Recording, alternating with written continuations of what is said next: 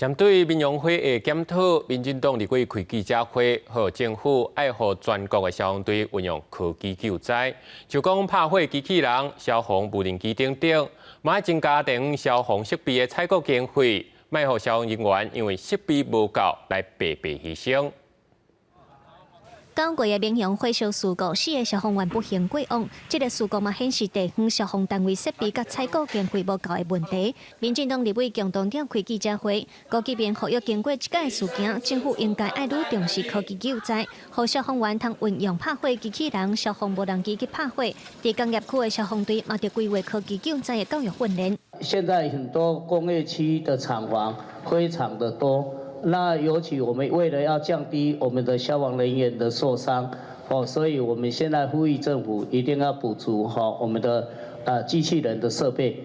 以及我们无人机的设备，要用特别预算也好，或者是纳入前瞻计划的第5期，在这个科技减灾的相关的设备一致补足。针对经费无够的问题，林大华建议中央统筹消防署专案提拨到行政院去增加预算，2年内把消防设备一概保护足。另外，林大华嘛要求企业要彻底做好安全管理，呼吁把防灾和减灾的能力列入 ESG 永续报告内底。我们其实制度上是有很多明文规定，但是却无法遵守的漏洞。我们也明确的